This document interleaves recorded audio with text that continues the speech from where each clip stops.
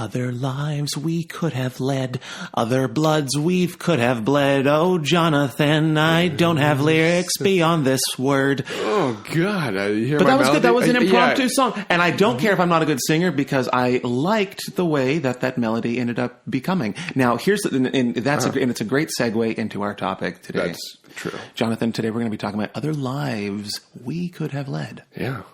And I'm very excited about this because you know me. I'm very intrigued with timelines in a story. I'm very intrigued. It's funny that we had this idea before Blame, but Blame came along and it made us think even harder about this shit. Well, here's the thing.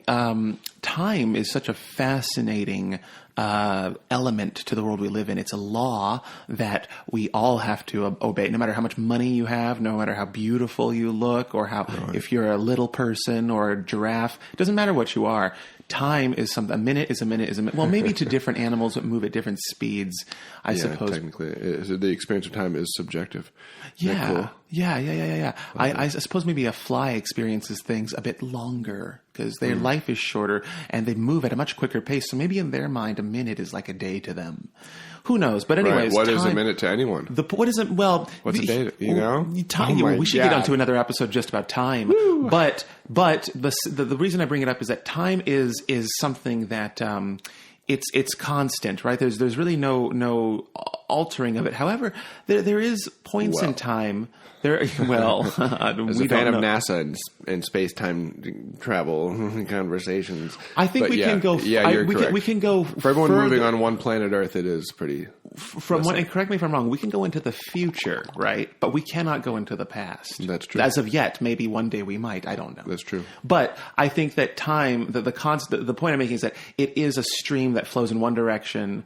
Contrary to time travel movies, which I wish were real, but the word time travel in itself is a contradiction to anything that's possible. The minute you go back in time, you've introduced so many different other elements that could destroy our whatever as we know it. However, the point I'm trying to make is that there are moments in time that once a decision is committed, it is locked in forever. There is no undo. There is no Control Z. There is just... That's it. You either accept it or you don't. But does that negate the reality of an existence of another timeline had the other decision been made? Now, that's a great physics question even. Well, here's the thing.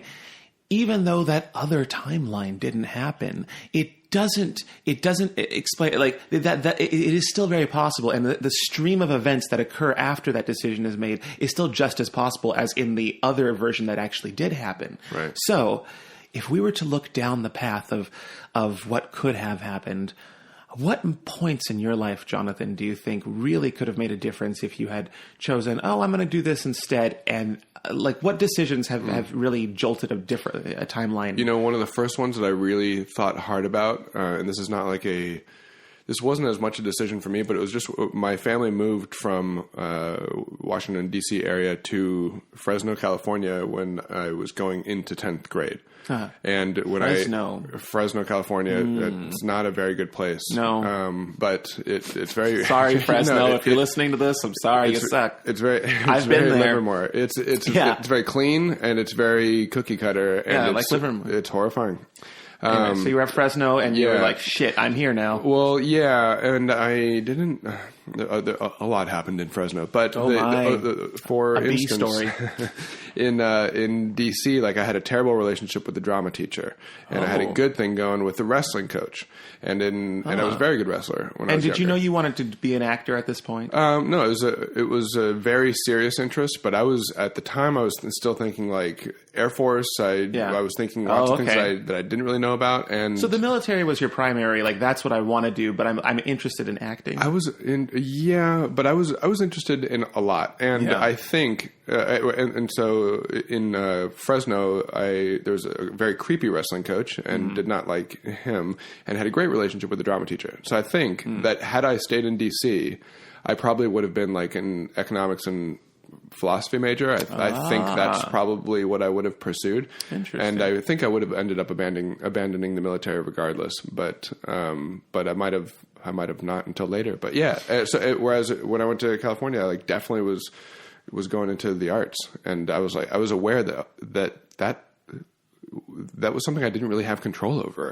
It was like, I wasn't the one who was making the decision about whether or not we live in DC or Fresno. And yet I can't see pursuing acting with a terrible relationship with that drama teacher for 4 years. Like, is that true? Like, would my inherent love of performance have overridden that, or would I have just steered that skill into a different part of my life and done something else? I don't know. It's fascinating. It's fascinating how the people who teach us or who help mold us they have such a profound effect on, because you're right. I think back at, I look at what I'm interested in now, and it really does trace back to teachers that I've had in high school. Right. And it's insane that, yes, simply by switching schools, you could be switching your interest in your very life. Yeah. Like you're in less control than you think in that way. It's like if someone, for instance, take it to the extreme, if someone just like beat you every time and was like, oh, you want to be an actor, and just hit you in the face, like you're probably not going to do that. Right. Just no matter how, like, quote, inherently, unquote, you like wanted to, and so you dial that extreme back a bit, but still it's like 4 years of very formative years in high school and having other interests that compete with it and are also able to grow, and so somewhere along the line, it's like, it's up to, and this is also why teachers are so important, and why it's important to just be like a good person to people and help like foster creative interest. Right. But that was one of the first ones where I was like, oh my God, I didn't realize that like my life could have split right there. Right. It was a toss up, and it wasn't my fucking choice. That's insane. Yeah, and it wasn't your choice. It was something that blindsided you, and you weren't planning it. You weren't. It was just how life unfolded for you, and that provided your path. Yeah, that is interesting. Yeah, we aren't in control. And does that negate anything? Like, for a while, I was insecure about that. I was like, wait a minute, should I even like be pursuing acting if there's any circumstance under which I don't? And it's like, fuck that. Like, that doubt. We got to silence that snuff that voice. Yeah, and like you just learn, like, no, the world is just a big fucking complex place. It is, and we aren't in control. And a lot of old people that I know say that too. It's like one of the life lessons I feel like a lot of older people say is you're not as in control as you think you are. Right. And it's like, fuck, like that's just a truth that I think young people like us need to accept. I think we just need to start accepting that, like. But I doubt. But you know what? No, fuck that. I don't accept it because there's a balance to be had. There's a balance to be had in all this bullshit. But no, I just realized I'm spewing bullshit. Everything that I just said in this pod, just fuck it. No, Brandon, guys. No, I'm a horrible preacher. I don't stand behind what I say. I do think you have control over your life, but I do think that these circumstances have a bit. It's just a matter of how much of a barricade you have between your own self and what you truly want and those circumstances that throw themselves. And I think when we're young, we don't have a barricade. But right now, you and I both have constructed a life for ourselves where we do what we love and we live where we love and we are with who we love. And like, we have created a life where we're kind of in control of all of our happiness or a good amount of it. Like, we're controlling the world that we live in. Like you have to grow up and take responsibility for yourself, of course. When we were kids, I feel like we were dependent on like a lot of the elements that did make us happy. We relied on other people. We did not live at our own place. We weren't with friends that we decided. You don't have that much control over your fucking life. We didn't have control over who we were around. Right. We have control over all of that now. So I do think that we're in positions now as fully functioning on our feet adults to kind of get what we want or live the life as close to how we want it as capable within budget and time. Right. But I think that, and I'm not saying that like you're not really in control of anything. It was just right. But you know what? There are times where even as an adult, I do feel like that. That's where I was coming from. I was just kind of thinking about that, but not the whole picture, which is I am in control of a good amount of my life, but there is parts of it where even as an adult, I am thrown a situation where I'm like, fuck, what do I do? Oh my God, this is inconvenient, or this is... I did not plan. This. And actually, it's one thing that my therapist has been telling me is that, one of my biggest things that I need to work on is how I handle unpleasant surprises. Apparently, the thing I buckle the most under is an unpleasant surprise. Oh, interesting. And anything that I didn't plan for. And he says that like I have these psychological sort of airbags that go off in my head before anything bad even ever does happen, and that's what inhibits me from, or that's what prevents me from doing a lot of stuff. Is I like throw off these airbags. I'm like, fuck, no, that's dangerous. Don't do it. And I'm always waiting for something horrible. And so, anyways, but. Wow. This is good stuff to. I mean, this is just a fun toy chest of a podcast today. We're just talking about all sorts of stuff. Hey, I want to go for some therapy. I know, right? No, and self-love. Eventually, you know we'll what? get there. The more people I meet, the more I think that people do need therapy. The more people I meet, the more I realize that I'm really not that weird. That I'm really not that fucked in the head. Yeah. Like, and I'm not saying that I'm surrounded by a bunch of like assholes and creeps and perverts, but well, I mean. Usually, but by choice. But I feel like, just doing YouTube or being an influencer, you are around a lot of just different kinds of people. If and I've met so many people these last few years, and I'm just like, wow, I was like you. I'm strange like you. When I was in high school, I feel like. I was, I think I've said this before on the podcast, and I feel very similar to a lot of the people that show up to my meet and greets. I feel like they're me in high school. And however, when I was in high school, I felt like, that was a point in my life where a lot of different opportunities could have, or a lot of different paths could have been taken. High school was a really big intersection for my life. Because my parents were still freshly going through this split up. They were getting settled in their respective houses, across the Bay Area. And so I was becoming of that age where because even before you're an adult, you approach the age where you really do have consent over which parent you live with. I think when you're kind of in high school and teenager realm, it's like, yes, your parents legally have the say of who lives with, but really like morally, you're kind of a young adult. And I feel like that was kind of the age where my parents were sort of looking at me like, okay, who do you want to live with more? And it was, they weren't saying that, obviously they're very loving about it, but it was at the age where I kind of knew that I had that power. And so not only were my parents, my parents were a few years into the divorce at this point, and I was kind of getting this new ability to kind of go with, and each parent had a different, this is amazing. different world that they were living in. So my mom lived in Livermore, and she, that town is very, Springfieldy, it's very, very Americana, just old fashioned. We got our downtown and everyone there's cowboys and.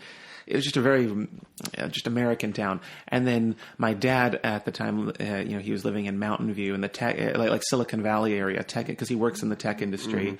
And, and that place is very structured. It's very like a lot of Asian families, a lot of like Indian families, well-behaved kids. Like everything was very at least the community that we lived in, it was it just felt very safe and structured. And so, I had these two different kind of opposing lives that I was looking down the barrel of each of them. Like, which one do I want to, and then not only that, but, in high school, I'm meeting lots of people. I'm being exposed to, to theater. That was where I got introduced to theater. I got introduced to film and writing. Right. And I had teachers that pushed me to be a writer and pushed me to be a filmmaker.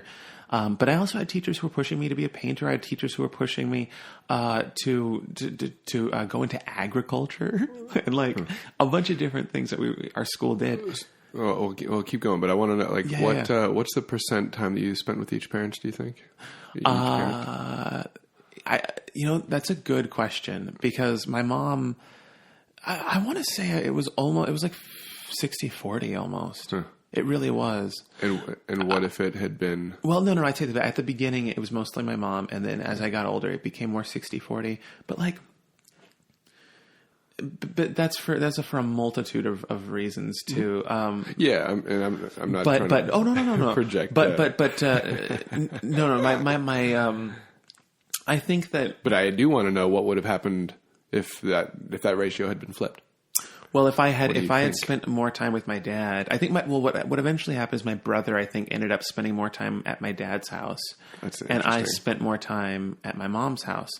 And the reason being is that I felt like Livermore was just a more, it invited a creative atmosphere easier. Like it was a place where I could just go and make whatever I wanted to make, movies or get wild with friends or just it was just a place to be an artist. There were lots of hills that you can just go get lost in at night. And there were lots of places to just like get drunk with your friends or to shoot videos. It was a very visually compelling, like Livermore is a very beautiful place and they usually don't kick you out of shooting in most areas. So I liked that. Whereas in Mountain View or in Silicon Valley, it was kind of, I don't know. It wasn't. It was more of my brother's vibe. My brother is a software engineer, and him and my dad. My dad's also a software engineer as well, and so the two of them really had a lot of common ground. My mom and I have no common ground, but other than the fact that we both like to have a good time and we're both like positive vibes. Like we mingle well in groups of people, and I feel like. Right. I feel like just my mom's house was a more so I think about that and I think about like what if I had gone with my dad? I think I wouldn't have. I don't know. I mean, it's not just my mom or my dad either. It was like a lot of. It's right. So it seems like actually that decision point wasn't as crucial as maybe some other decision points. The most crucial one was whether or not to come out of the closet. And I think that in high school I was dealing with a lot of that. I want to say I had about 5 or 6 girlfriends throughout the span of high school. And they were like intense relationships too. It wasn't just like, oh, we're together now and that's that. It's like they were like girlfriends, and I was in love with each of them. I really was. Like I know I'm gay now, but like I really was quite straight back in high school. And I remember painting a life, like a future. We always have a future in our mind at any given point of our life. We always have an idea of what the future will be, right? Right now I have an idea of what my future will be like, but I had an idea of what my future would be like when I was in high school and so on and so forth. And in high school, I always thought that I would wind up with one of these girls because they all seemed like, most of them seemed like marriage. Like I'm like, one day we can get married and this is going to be, whatever. And I just remember thinking like, well, I'm going to end up with a girl. Maybe it's not this one, maybe it's not one, but I'm going to be with a girl. And these thoughts of guys, I'm just going to send them to the back of my head and I'm just going to, and looking back, I'm like, oh, that sounds so far-fetched. Like I would have ever done that. But people do that and did that even more so in our parents' generation. Yeah. And just last night, I was out at Pride with David from my the videos. And he looks at me and he's like, can you imagine if we were gay if we were this age in the 80s or earlier? He's like, would we even be out right now? Would we even be like public about the fact that like this is our sex? And it's like, it's kind of like, yeah, right. Like we're lucky because there are people that, and even people I know who have gone so long into their life, just either never coming out or coming out way later. And it's and in places in America, that's still happening. And of course, throughout the world. And it makes me think like that was very, very, very, possible for me. Like that very likely could have been my life. And I think about that from time to time. Like, what if I just played the game and married a girl and had a kid and created a life with an office and a group of friends, neighbors, all these people. I'm locked into this life now. I've Walter Whited myself. There's no getting out. There's no that's, and I suppose there is getting out, but not without a fault line, or just a big earthquake that just erupts out of nowhere. And in San Francisco, to an extent, my dad kind of had that. Not the whole coming out thing, obviously, but my dad realized kind of, and God, I hope he doesn't listen to this. And if he does, I hope I'm not. But like he kind of realized like, what am I living like this life? When he was with my mom in Livermore, it's not necessarily like who am I living with. I think he just sort of realized that he built this suburban life that he wasn't super in love with, or I don't know what his reasoning was, but I know that he kind of had a similar awakening of like, oh my gosh, I've been living a life this whole time trying to make everyone else around me happy. And as I've gotten older, he's told me this, and he's like, and I think he knows that as I'm an adult or as I get older, I'm starting to kind of understand a little bit more of why he, but I certainly understand the horror of creating the wrong life for yourself and then realizing it once it's fully constructed. Yeah. And when it's intertwined with other people's lives and it's complex and there's no way of like getting out of this without, you know, like directly causing like more pain than you've ever caused. But in the long run, you're like, but overall that's less pain and it's more joy. Like, oh shit, this is a hard decision to make. It's a hard decision because it's like, it relies on a lot of seeing the future and being correct about it, and knowing this isn't what I want long term. Right. It's like, are you in too deep? Are you, you know, and what is too deep? Like what's that versus the cost of your happiness for the rest of your life? You know? Yeah. If it'll make you happier to keep the peace, then keep the peace. But whatever makes you happier, that's your gut decision that you need to jump onto. I feel like I've lived. Damn dog. Yeah. I feel like I've lived a lot of different lives in this life. I feel like my life, and you too, probably because you've moved around a lot. Yeah. I feel like. Actually, that is kind of true. Where it's like, had we just landed in this place or another place, like, well, things would be different. How exactly? I don't know. I can imagine, and I have some idea of it, but it would certainly be more skewed towards whatever society exists in plenty in those places. Yeah, like if I'd stayed in Alaska, I'd be more Alaskan generally. You know, more DC, etc. All these things. Well, I think that. I think that I definitely would be a lot more mentally unhealthy if I had lived the life that I had described. Yeah. I almost lived that life after. What do you think you would have? Sorry, what profession do you think you would have had? Anything office. Up until the YouTube took off, my whole life I was like, as long as I'm working in an office, I look good to people. Like when I go to my family, oh yeah, I work at the something firm. Oh, I work at the humanitarian organization of this firm or whatever. It's like as long as I'm behind a desk in a building, I know that I look good to my family. That's all I cared about. Yeah. I almost lived that lifestyle even after coming out of the closet. I think I might have talked about it on here, but there was a guy that I was with. Who I will remain, I won't give his name out, but we were with each, and it was the first time I had considered like the domestic life of a house and getting married and all this stuff. And I was working at the law firm at the time. And it feels like there's like less anxiety, or at least a different kind of anxiety with that. It's so attractive. Way less anxiety. Yeah. It's a different kind of grass that definitely is greener. And you're like, wow, that must be amazing. What, you just like buy a house like by the time you're like 26, like, wow. Right. Not worry about this. No, your kid's college is going to be paid. Blah blah blah blah blah. Right. And I think that it definitely did seem comfy for sure. It was like we're going to have this kind of home, and we're going to get a dog with it, and we're going to be like this to the neighbors, and we're going to be that. We're that couple. Oh, we're that couple. Oh, ha ha ha. Oh, I have a garden, we're that. We have it. But I knew that. I want a garden. I actually do too, but like a big one. What an old person thing to say. I visit Arlington Gardens in Pasadena for about once a month. I just like to walk through it. You go early in the morning and it's no one there except field trippers. And it's so cute to see all the little kids come walk through, and they love the garden too. Yeah. That's another podcast. We can do a garden podcast, but I agree with the garden thing. But anyways. Gardening tips and tricks on how to fuck up all your plants. Not so pro tips.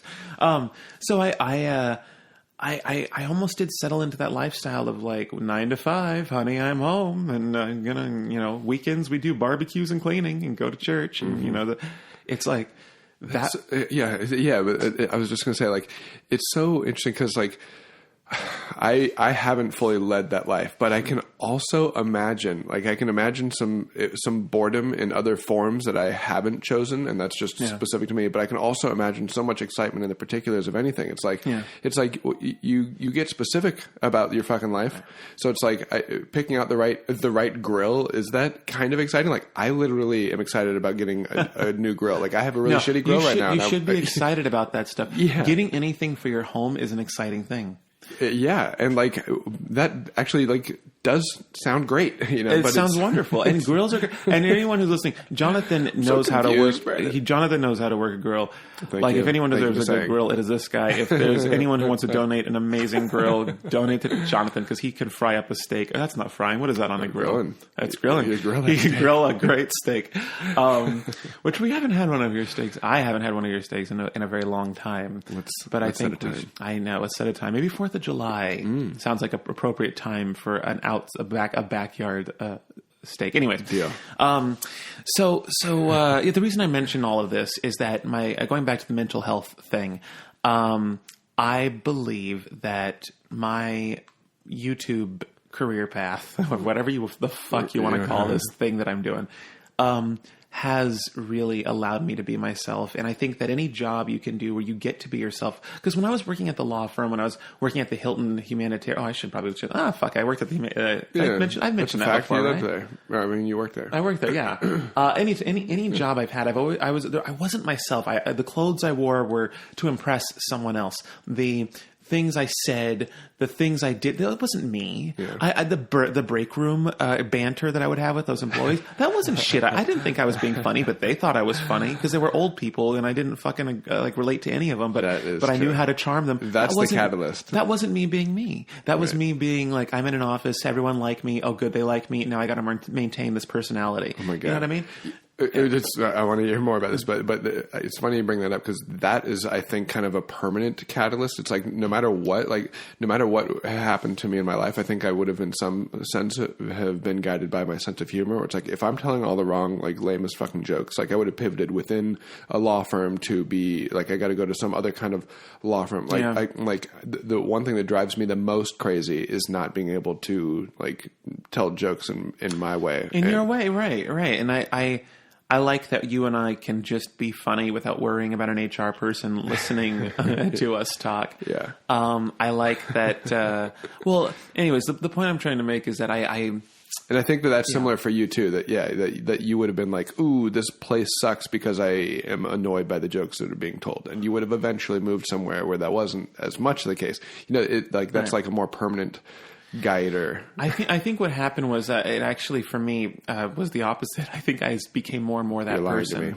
You're lying to me. You're lying, Brandon. Don't. Well, no, not the opposite, but I think that I just sank deeper into that character. Yeah. But most people, I think a normal person would gravitate toward doing a job where they aren't oppressed as much, right, comically. But because then I went to the law firm after the humanitarian firm, and it was a Chinese law firm, and I got to tell you, with the Chinese, it's not well, especially the older generation of Chinese culture is not very aligned with the Brandon Rogers culture of what's funny, and I couldn't be that was the furthest from myself. If you look at the YouTube analytics, it's negative numbers over there. They take away subscribers from elsewhere. The firm I worked at, they were very, very God.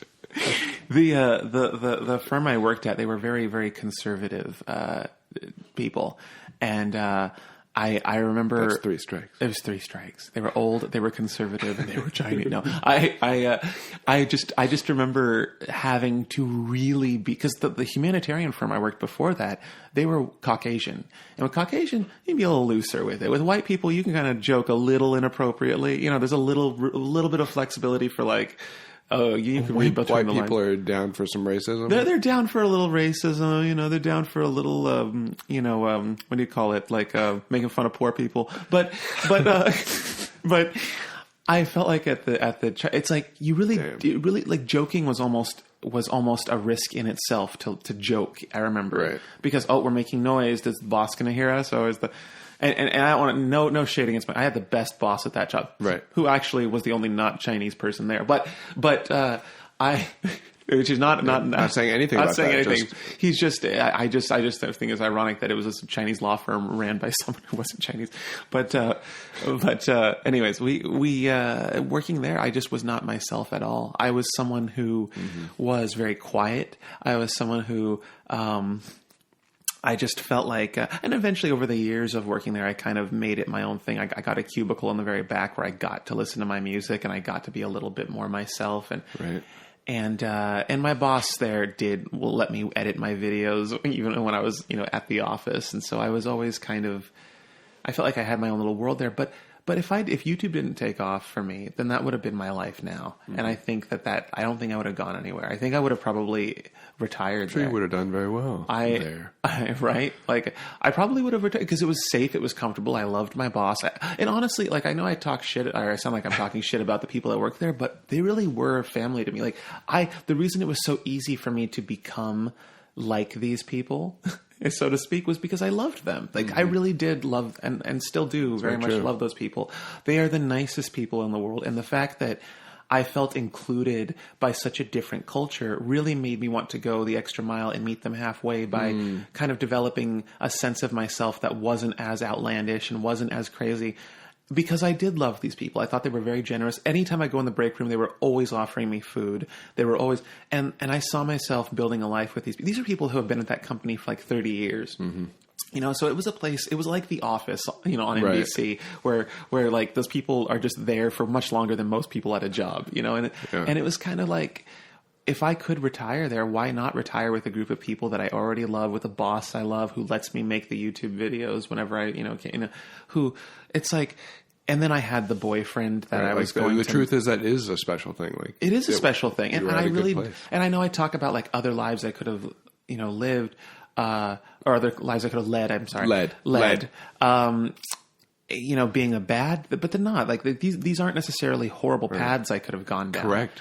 But I think that and again, going back to my original point of mental health, I think it's like, this is just the one. Like, that's the mind blowing thing. It's like, just the one, right? It's just one of them. But going back to the whole, just my sanity. I think that being on YouTube, like, once I was able to make enough money to no longer have to work at the law firm anymore, I started to really sink into. It's almost like when like.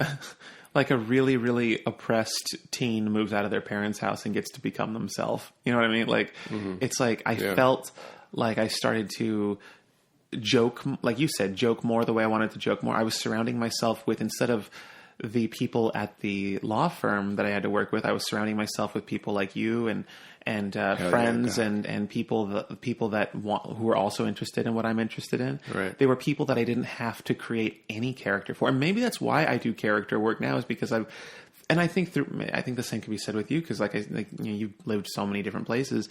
I think we kind of know how to be different people for different people, and I feel like we kind of have a life now. Thank God we've arrived at a point. Maybe a few years ago, we've arrived at a point where we don't have to necessarily be such a unrealistic version of ourselves, or pursue or admire such things that we are not naturally attracted to. Yeah, those are like conflicting forces: the societal force and the inner force that drives you to just be a pure version of yourself. And this conflict finds its way to the balance that you live. Right. I think I've lived enough different versions of my life to kind of have an understanding of where that route would have gone, or at least some understanding of where, like, if I was in high school and I wound up with a girl the rest of my life, I have an idea kind of where that would have gone. I probably would have lived in Livermore and never left. Honestly, I think being gay got me out of Livermore real quick. What a dramatic difference! But I could see that. Yeah, Livermore is great if you're straight. Like, it's great, and it's great if you're gay. Like, I mean, they're not like homophobic there, but they're definitely not like they are here. They're not like or San Francisco or New York or any other metropolitan area. And that I know I'm just rambling at the moment, but I would just want to say Rachel Ferris, who is one of my oldest friends, and I'm not just talking about her age, I'm talking about how long we've known each other, but she is actually one of my oldest friends. She's probably the reason if I had to attribute any person to me coming out, it's probably her. She's the first person I actually did come out to. Oh. I know I said I didn't have a coming out moment, and I really haven't. But if I did have a coming out moment, it was with her. And I told her, and I remember the look on her face of just like, and she was even happier to be around me. And I was like, wow. And it just felt like this weight off my shoulders. So then she took me to the Castro, and that was my first time going to the Castro. which is the gay district of San Francisco. Oh. And I remember feeling like I felt the first time my parents took a trip and left me at home. And it was this feeling of like, yes, like I'm free. And it was like being there felt like, yes, oh my God. Like Livermore is not the entire world. Right. And it's just the first like room of a whole other world. Right. And granted, because my grandparents used to take me all over the country, and I used to think I've seen the country, but my grandparents were quite conservative, and they would take me to places in like Kansas. They didn't take me to any gay districts. Right. We were going to places like in Arizona, and granted, they're all beautiful places, but my grandparents were more about the scenic views rather than, the sweaty balls and ass and all that shit you see on stage. Grand Canyon. Right. Anyways, so I think that once I went to the Castro and Rachel took, and she taught me how to drink because I really didn't drink before that. She taught me how to like order a drink. She taught me how to do everything nightlifey. And I'll never forget it. And she and I, it became almost like every weekend. She and I, because Livermore is about an hour, 45 minutes or so from San Francisco. We would often either take her car or we would take the BART train, which is like our subway station. It connects Livermore to San Francisco. Fresno is considering an ART. I heard. Everyone's like, yeah, fuck that. Called a fart in the end. Right. She and I would just go out every weekend, and I remember we would some nights we would get so shit faced in the Castro that the BART station would be closed because they close at I think they closed at midnight. So we'd be at the bars until 2. We'd have to sleep in the station until they'd open up. Yeah. Because we were broke and we didn't have money for a hotel. We didn't have... Wow. And the only place that was shelter that you could sleep that wasn't super seedy was the BART station because the homeless took up all of the inner cafe areas and the grocery stores. So... yeah, I remember like trying to find... We tried sleeping in a 24-hour donut store and they kicked us out. And so then we were like, where do we go? Oh, I'll just sleep in the BART station until they open. They opened at like 5 or 6 in the morning. Holy shit. So we just had to sleep and we took turns sleeping on each other. Anyways, I fell in love with that life. I fell in love with being wild like that. And I fell in love with like... and that even further drove me away from like... living in the town that my dad lived in because that was I was deeper falling in love with this sort of untamed, colorful. Right. And what if you hadn't been introduced to this life before you somehow like felt it's too late, quote unquote. Right. And yeah, like what if I had gone to the Castro? What if I never met 26 Rachel? And you're like, oh shit, I already am like engaged. Like I can't do this. I can't do this now.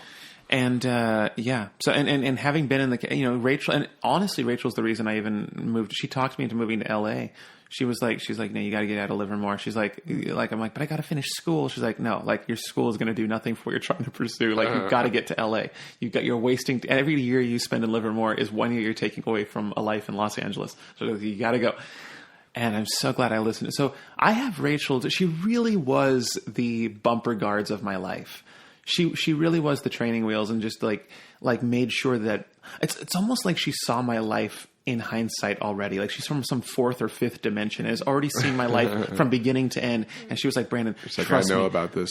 You got to go on this path because everything that she has talked me into doing has led to monumental, larger paths that have had lifelong changes. And so, I'm very, very thankful for that. Like she has steered me in so many good directions. And now Brandon's crying. I know.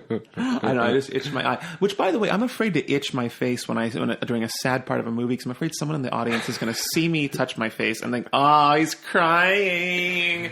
That's funny. I'm scared of that. And the real fear is that just the thought, me thinking that is going to take me out of the moment that I'm trying to experience. It's like whether or not someone is actually thinking that, I'm going to spend time in my experience thinking that they might be thinking that. Oh, and it ruins that portion of the movie for me. I just saw a movie with Joe Volpe. It's Joe. I forget what movie we saw, but oh my God, there was a sad part.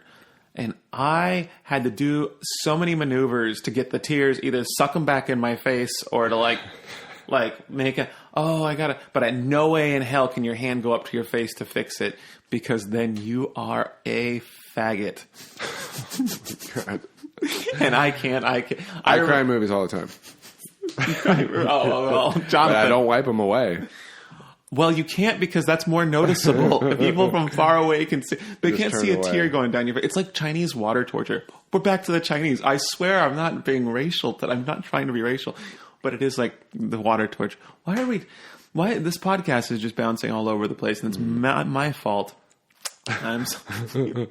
Well, hey, we're talking about other timelines. Look at all these other branches of topics we could have gone on. I know. That's the whole point. We basically are getting meta. That's very meta, very very meta. And how long have we gone? I have no 39 minutes. Oh my God, we got to wrap this up. Oh my gosh! Yes. I mean, we'll talk more about it some other time. I think we can expand on this another time. It is interesting. Be more specific. We'll be like this decision point. Oh my gosh! Yeah. Things we could have really helped. Well, I'm glad we're living this life. Yeah. We also there's a lot of value then in accepting that things have gone that way, and in the past, and now what do you want to do? How do you want to take it? Yeah, it's so far what has occurred in my life has definitely occurred. I'm sticking to that. It's that's that. It's like when you go to the movies and you don't like what happened in the movie. Guess what? That's life. Sometimes you just don't like how that scene panned out. Yeah. You don't like that character didn't get vengeance or that XYZ. But how do you want to end it, or how do you want to make part 2? How do you Life really is, and you got from now until really until you're dead. Now. Yeah, you have all the nows. From now until you no longer have nows. And now is a gift, which is why it's the present. I can't remember where that's from, but maybe that's just a Einstein. saying. Maybe it's just something people say. Yeah. I don't know. But there's no time like the present. Boom. All right. Well, guys, thank you so much for listening. I hope you're living the best life you can live. I hope that if you're not living the best life you live, find ways to make it without hurting anyone or hurting yourself. I hope that you live unless you need to get divorced. Unless you need to get divorced. Think long term. Think long term here. Oh my gosh, life is such a stressful thing to think about, but just enjoy the moment. Have a cup of coffee, and you know what? You can't fix the past. You really can't fix the future right now. So just enjoy the present and have some coffee.